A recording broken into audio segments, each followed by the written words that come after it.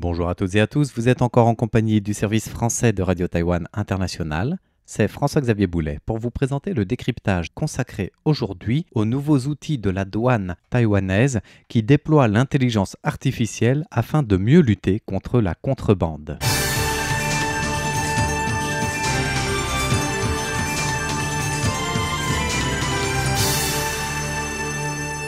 Ce vaste projet de recourir à l'intelligence artificielle pour les douanes taïwanaises dans la lutte contre plusieurs produits de contrebande répond à un programme quadriennal avec l'intelligence artificielle générative qui cherche à traquer les drogues et autres produits illicites.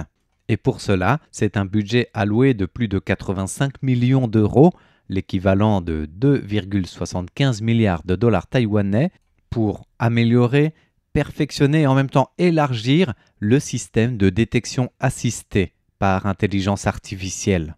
En fait, dès cette année, cette technologie doit être utilisée à compter du mois d'octobre pour générer des images radiographiques simulées de drogues dissimulées dans les bagages ou colis postaux. Depuis 6 mois déjà, les images générées portent leurs fruits pour la partie test de certains types de drogues. Mais pour la première fois, la portée de ce système doit être élargie à d'autres produits interdits, comme les cigarettes électroniques ou les produits à de tabac chauffé, les liasses de billets de grande valeur ou dont la somme dépasse le montant maximal autorisé à la douane, ou encore d'autres produits agricoles et même des produits à base de viande. L'objectif est d'intégrer progressivement toutes ces catégories dans le système de détection assistée à la douane sur les 4 prochaines années. Alors ce nouveau système, ce n'est pas le NEC Plus Ultra ou le dernier joujou bling bling de la douane. C'est en fait une nécessité puisque chaque année, les douanes taïwanaises doivent gérer des millions de passagers, des dizaines de millions de déclarations en fret maritime et aérien. Et depuis juillet 2021, elles ont introduit un système de reconnaissance assisté par intelligence artificielle pour renforcer les contrôles sur tous les bagages enregistrés ou encore sur les colis express, voire les envois postaux internationaux. Et c'est ce système de première génération qui a permis d'atteindre un taux de reconnaissance de 95% dans la détection des stupéfiants, donc certaines drogues dissimulées dans les colis ou les bagages. Fort de ce succès, la douane compte aller encore plus loin, car les responsables reconnaissent les défis liés à la collecte de cas réels de saisie, qui sont indispensables pour entraîner efficacement l'intelligence artificielle. Car si cette intelligence peut générer des simulations de produits cachés, elle le fait aussi à base de données réelles, donc des scans de produits réellement détectés. Cela pour la fiabilité des images simulées par l'intelligence artificielle. Cela aussi qui nécessite un grand volume de données pour améliorer la précision et réduire les erreurs d'identification dans cette big data de la détection assistée par l'intelligence artificielle pour les douanes. Sans parler des autres défis qui s'ajoutent à ce système puisque les méthodes de contrebande évoluent constamment et rapidement et cela exige donc une adaptation de tous les instants des systèmes de surveillance. Et c'est pour surmonter ces obstacles que les autorités douanières ont développé un projet adopté de nouvelle génération d'intelligence artificielle dans la lutte contre la contrebande, pour élargir ce qui est en place depuis 2021 pour la détection des drogues à d'autres produits comme nous le disions dans l'introduction de notre décryptage. Et dès cette année, cette intelligence artificielle générative est intégrée pour créer des images de rayons X, de bagages scannés, réalistes, basés sur des saisies non plus réelles seulement, mais aussi fictives. Et ces images simulées sont d'abord examinées et validées par des agents de la douane avant d'être utilisées dans la base de données pour enrichir l'apprentissage du système d'intelligence artificielle déjà existant et opérationnel.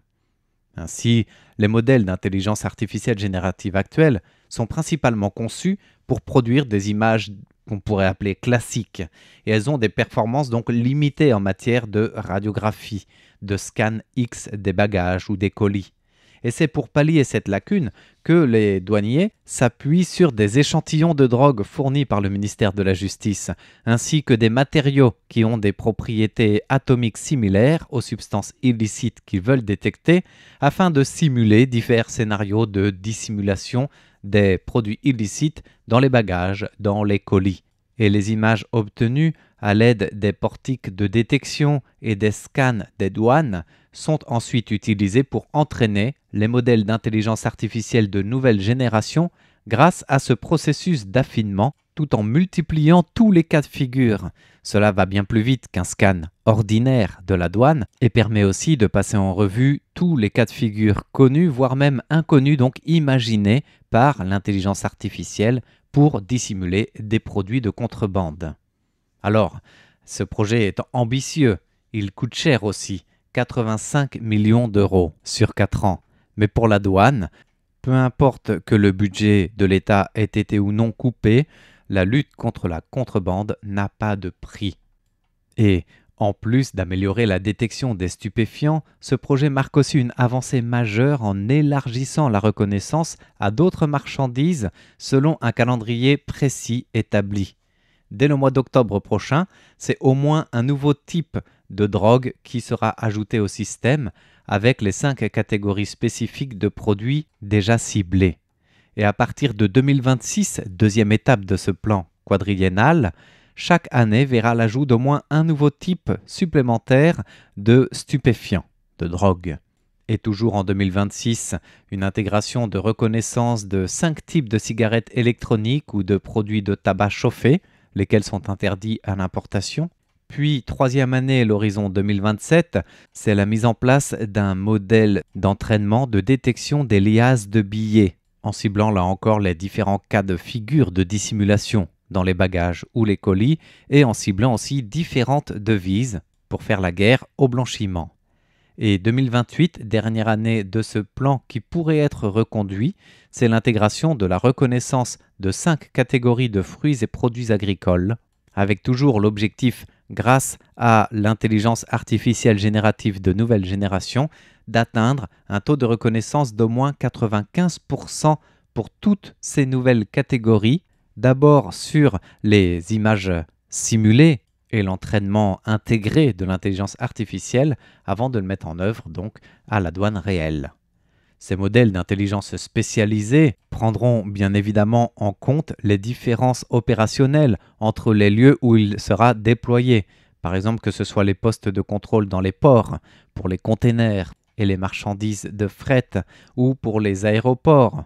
Là encore en distinguant les types d'aéroports et les types de détection, que ce soit les vols de marchandises ou les bagages des passagers. Et ce, bien sûr, à toutes les portes de Taïwan.